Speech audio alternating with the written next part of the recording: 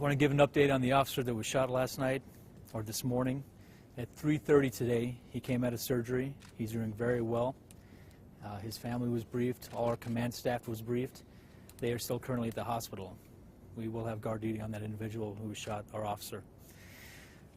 As of now, the ATF has become involved in this case. They are offering an award of $7,000 for the arrest and conviction of the individual responsible for shooting our officer. We are partners with the ATF, and we would compel anybody to call 242 cops if they have any information regarding this case. To the individual responsible for shooting our officer, we would compel you to come forward to call 242 cops, and we would be able to take you into custody at that time.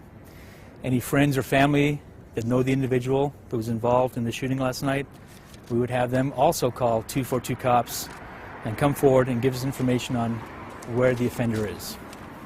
I can't stress enough that we are urging the offender to come forward. He can use 242 cops as a means to get a hold of us, and we will safely take him into custody. Can you give some more details about what happened? I mean, he just started shooting as soon as he got out of the car. Was there a struggle between him and the officer prior? All that's still under investigation, but it was a routine traffic stop, and this officer was obviously shot. Do we have the suspect's name? We do not have a suspect's name at this time. We are compelling that suspect to come forward to call the non-emergency number 242 cops so we can take him into custody. But you guys have an idea of who he is, right? We're working on that. There's detectives working on it right now. We have everybody out in the city working this case, looking for this individual and following up on any leads. And part of that is having the public, if they know this individual or friends or family, call 242 cops to let us know any information on this individual. Was that vehicle like stolen, or did not belong to the shooter? Or? That vehicle was still being processed as we're speaking right now, so I'm not exactly sure who the vehicle belonged to, but that individual did flee that vehicle. Are you able to say where the officer was shot just yet? No, I can't tell you where he was shot, but I know that he's making a full recovery. He was in surgery for some time, and it's looking pretty good for him. He came out, the doctor briefed his family, briefed all the command staff, and they're still at the hospital now. Is he talking or conscious, or can you tell us, like, has he said anything to his family? Prior to the surgery, he was in good spirits, and he looked good. He was alert and awake. Was he wearing a vest, and did that help him at all? He was wearing a vest, and we believe that one of the rounds hit his vest, and the other round hit somewhere on his torso. We had heard that BCSO had got a call, a threat of some sort saying two deputies were dead, that more cops would be killed. Did APD put officers on alert regarding this threat? We've also heard that information, but none of that information has come through our office. So we're treating that as something totally separate if that even did happen at all. So you don't believe this officer was targeted at all in the shooting? We don't know. We're going to hopefully get this individual into custody, that he'll come forward on his own accord. We'll find out what was going through his mind at the time, and we still have to interview the officer that was injured. When do you expect to release the officer's name, and what about his age? Well, out of respect for the family, the rest of the family members aren't here in town yet, so the family has asked us not to release the officer's name.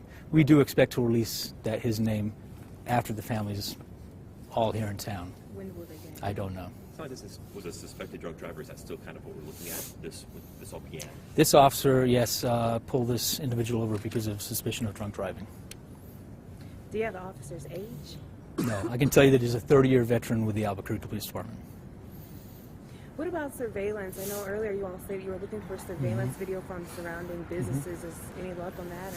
Yeah, any type of violent crime, we look at all the surveillance that we have available to us, and we did contact many of the businesses that are looking at that surveillance, and that's being reviewed right now by investigators. Any kind of idea what weapon this man is? Haven't even got to that point yet, Cole. And can you comment at all on the officer's actions, if he was following his training and everything? Well, I think the chief prior to this morning did say that the whole incident was caught in a lapel. So that now has become part of the investigation, and I'm sure at some point that will be released. But, you know, we're in the early stages of investigation. It hasn't even been 24 hours yet. But the incident did get captured on lapel.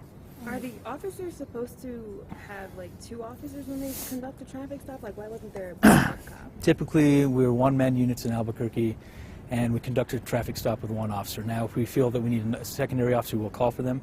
Most traffic stops in the city of Albuquerque are made by one officer. What do you do buddy up now that this has happened, or we kind of keep going with the one officer per unit?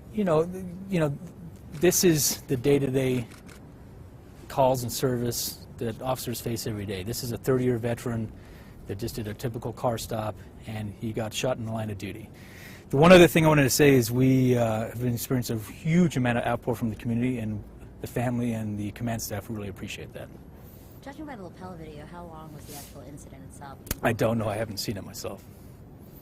All I know, it was captured on lapel. From that lapel video, were you able to identify a suspect? Like, do you guys have a name and you're just not releasing it to us right now? The whole investigation is a whole different side of the house. I've just given the information that I've been given, and then tomorrow, hopefully, we'll have more information at 4 o'clock. Mitch?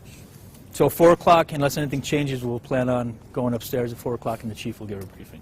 Should just like to 2 o'clock, or You can drive him. I'll just text him. We're close. So I don't anticipate anything else tonight. Like I said, if we do get this individual in custody, I will absolutely, in real time, let you guys know, and you will have the information as soon as I get it.